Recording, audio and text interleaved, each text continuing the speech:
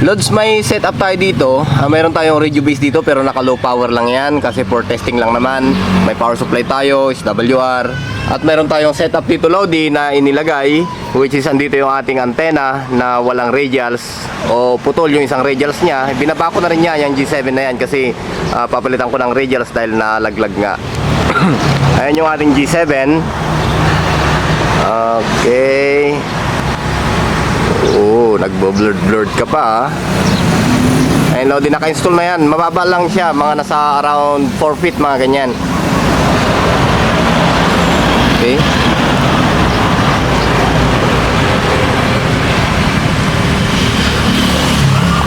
Bago natin umpisan, Lodi, yung ating content ngayon, bati muna tayo sa ating mga kaibigan. Shout out kay Tito Pedro Pilapil, kaibigan natin to, isa sa mga nagtatag sa himpilan ng Maganda't Gwapo o 144-200. Ayan, pioneer namin yan, si Tito Ben Castro. Magandang buhay dyan, Tito Ben Castro, Pedro Pilapil, isa sa mga pinagpipitagang modulators dito sa Nueva Ecija.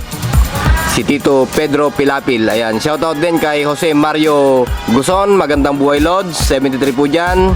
Ramark GX 1 UK, magandang buhay po dyan. Tito Joel Punay, shoutout. Spicy Boy, magandang buhay dyan, Lods. Love Gordonas, shoutout, magandang buhay. Joe Porcado, at ito may shoutout, thumbs up, magandang buhay dyan, Lods. Canet Adventures Vlog, shoutout. Rodolfo Bonson Jr., shoutout, magandang buhay, Lods. Ayan, tama ka, Lods, sa kinoment mo dito. Parang gano'n nga po, kung naka ibang position siya ay maganda yung kanyang resolution o yung kanyang transmit at receive. Sa kadahilanan siguro dahil nakaka-apekto yung kanyang syempre mga stick lang yung ginamit natin dito sa antena na to, yung pocket antenna na tinatawag.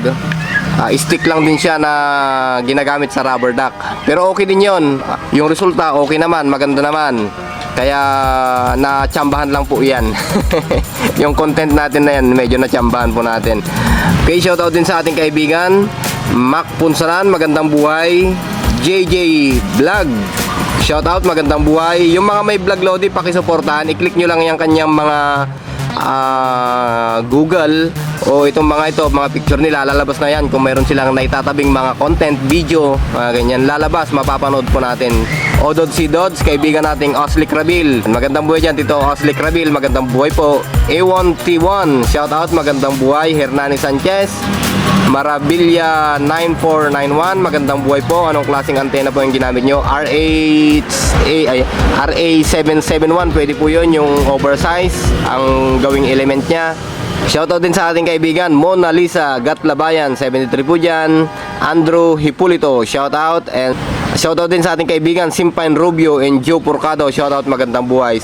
At sa kaibigan nating nag-comment kung may pagbabago ba ang SWR ng isang antena kung nababasa. Depende siguro, Lodi, kung ang antena natin ay ganito, mga nakalabas yung kanyang radiator, ayan, naka-front siya. Itong antena kasi na ganito, Lodi, ay labas talaga yung mga radiator niya, yung mga element kung tawagin, yan, yung mga yan. Pagka nababasa yan ay nagkakaroon ng continuity o pag-contact. Dito rin, naka-immune yan sa tubig, ganyan.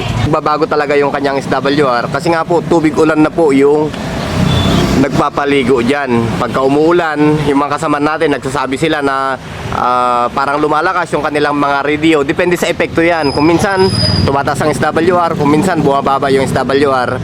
Depende sa epekto ng antena yan, Lodi.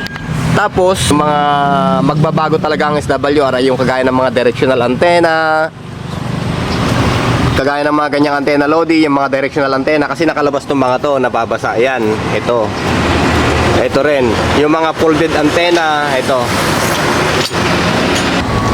ang mga antena naman, Lodi, na medyo kaunti ang peak ay yung mga ganito, yung mga omnay antena, kasi nakatago yung kanilang mga elements sa loob hindi siya nababasa. Pero mayroong konting pagbabago yan sa SWR pero hindi mahalata. Ito, Lodi, depende na lang din kung yung fiber ng isang F23 or omnay antenna ay basag-basag na. Yung ibig kong sabihin ay wala na yung kanyang masilya at talagang nakalabas na yung kanyang fiber. Yun, pinapasok ng tubig yun. At sanhi pa yun ng pagka-corroded o corrosion dun sa loob sa mga elements niya dito na nakabulsa. Ayan. Yun naman Lodi ay kung sobrang katagalan na ng antena. Pero pagka ganito na malinis pa, kumpleto pa sa kanyang masilya at talagang kahit maanggian yan o matubigan ay hindi pumapasok yung tubig papunta dyan sa kanyang component sa loob o yung kanyang elements. Ito, kaya yung mga ganito na nakatago yung elements, medyo kaunti lang yung pitik sa SWR pumapalo. Ngayon susubukan natin Lodi yung ating eksperimento. Magseset tayo ng ating pump Lodi. Ayan. Para maglabas ng tubig to. Yun. Kung napansin nyo Lodi ay naglabas na ng tubig to. Ayan. At ating paliliguan tong ating G7 antena. At makikita nyo naman dyan sa may isang camera tayo na nakalagay dyan sa may anong tag dito. Dito. I-overlay ko na lang sandali. Baka mabasa yung ating mga gamit eh. Ayan. Andiyan yung ating camera Lodi. Ayan, siya na bahala sa ating dito, SWR. Makikita nyo na dyan. At itong isang camera natin ay gagamitin naman doon sa pag-video doon sa antena na babasahin natin, okay? Ayan siya Lods, oh. Ayan.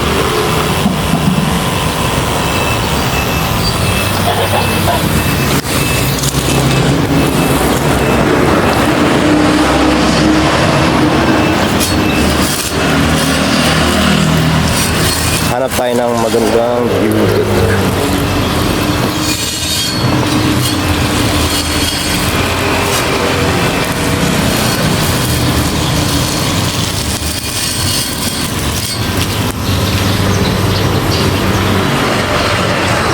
Mabasa yung radyo natin Lods. Dito na lang tayo. Yan. Okay. Binabasa na natin yung ating antena Lods ha. Ayan. Pero pumupunta sa radyo natin yung imoy ng tubig. Ayan.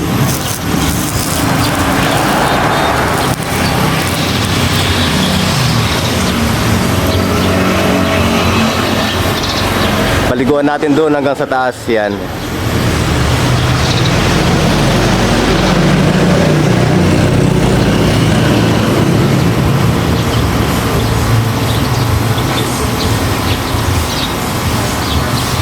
Andiyan naman Lodi, nakikita nyo naman sa isang monitor o sa overlay kung nagbabago ba yung kanyang SWR. Ayan, habang binabasa natin siya. Lahatin na natin, siyempre ulan yan Lodi. Kung sakali ulan yan, lahatin na natin ang mababasa. Ayan. Ultimo coax yan. Pero sa mga F23 Lodi, hindi masyadong exposed sa tubig ulan yung kanyang coax kasi nakatago. F23, CP22, mga ganyan. Bukod tangi lang talaga itong G7 na labas yung kanyang, ayan o. Nakalabas talaga yan. Kaya pagka umulan at hindi mo nalagyan ng rubber tape to, kung minsan, napupunta dito yung mga tubig. Sanhiyan na magko-corrosion yung coax mo. Kaya yung ibang kasama natin dito, talagang binabalot to. Ayan. Binabalot ng rubber tape o kaya electrical tape. Okay, patuloy tayo Lodi sa pagbasa dito sa ating antena. Ayan.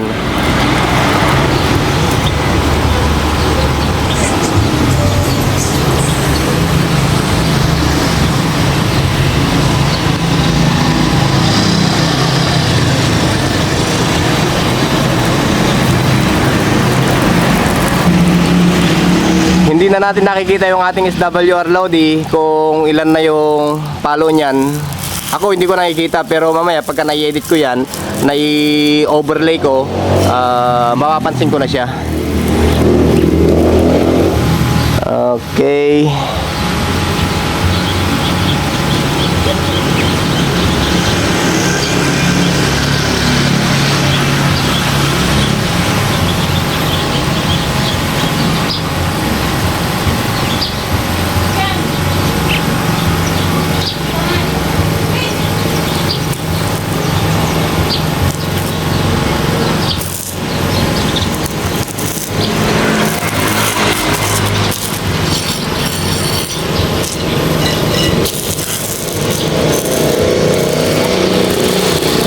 Sa kasama natin pala nagtanong Lods, ito na siguro yung kasagutan.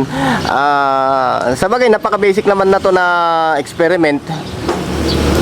Sa mga wala lang SWR na nakamonitoring sa kanilang mga radyo, okay din to para malaman nila na may konting pagbabago sa antena o kung mayroon man pagka nababasa ng tubig ulan.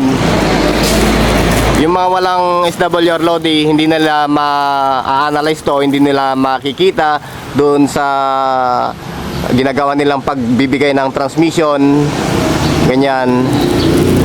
Kasi nga wala silang monitoring sa SWR.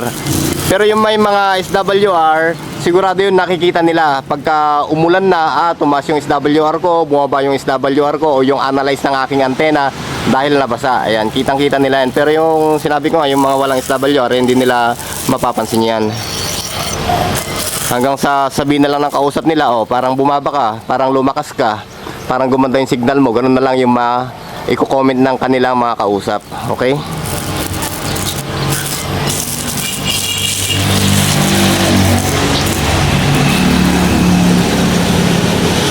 Ayan, basang-basa na yung ating antena Lodi. Sapat naman na siguro yan para mapatunayan din natin na pagka nababasa ng tubig ulan ng antena ay nagkakaroon ng konting conflict. May pagbabago sa kanyang SWR. Okay?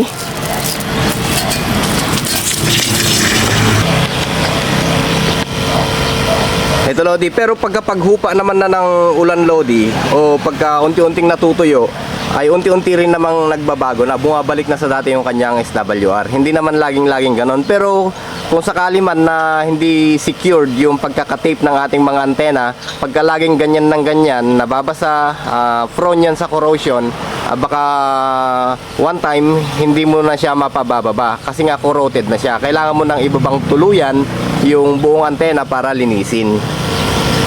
So, tumaas din yung kanyang power, 1.3, 1.2.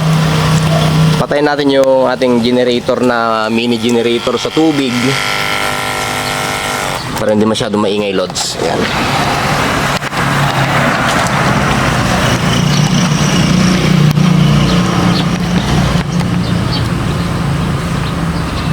Pagka matuyo yan, babalik na rin sa dati yung kanyang SWR. So tumaas lang tayo ng 1.3. Ang ating SWR sa ating G7 ay 1.3.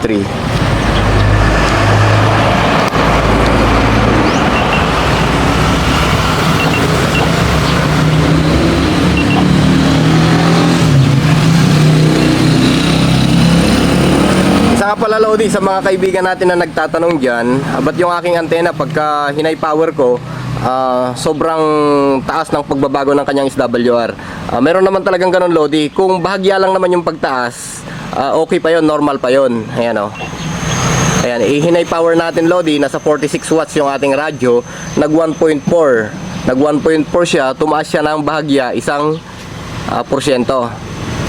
Ayan, naka high power na siya, tumaas ng konti. Pagka ini-low power natin, pwede pa yan. Hanggat hindi naman nagre-red line yan, ibig kong sabihin, kung sakali at naka 7 watts ka lang, at kung sakali man ay nag high power ka na, eto, at kung nag high power ka na at naging 3 o 2 yan o 5, yun ay hindi na normal Lodi. Pero kung ganito naman Lodi na konting pagbabago lang sa high power at low power, wala nang problema yan. Okay pa yan. Ayan, nagbago na yung ating SWR sa high power.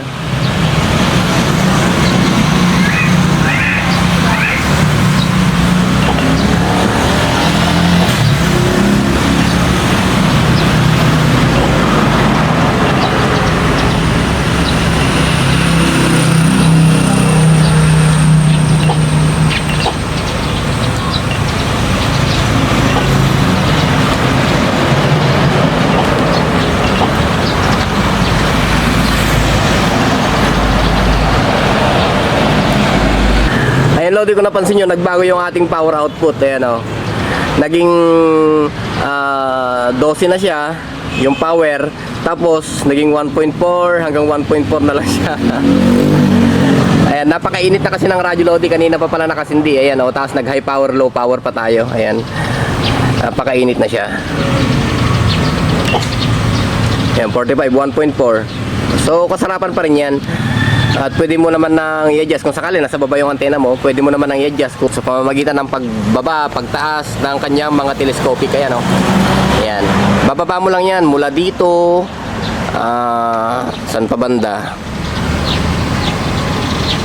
Diyan sa kabila. Kabilang telescopic. Ayan. May maraming telescopic yan, Lodi. Hindi ako nagkakamali. Isa, dalawa, tatlo. Ayan, tatlong telescopic ata yan na pwede mong bagu-baguhin yung kanyang sukat o kanyang SWR. Dali lang naman ito, no? Yan, yung G7 na yan. Okay? Siguro baka nag-adjust yung trimmer ng radyo na to. Kasi napag-overheat natin eh. Ayan, oh. Napakainit niya. Kanina pa kasi nakasindi. Okay? So hanggang dito muna siguro, Lodi. Maraming salamat. At nakita man natin na may konting pagbabago sa SWR yung nabasang antena. Okay? Muli, maraming salamat at magandang buhay.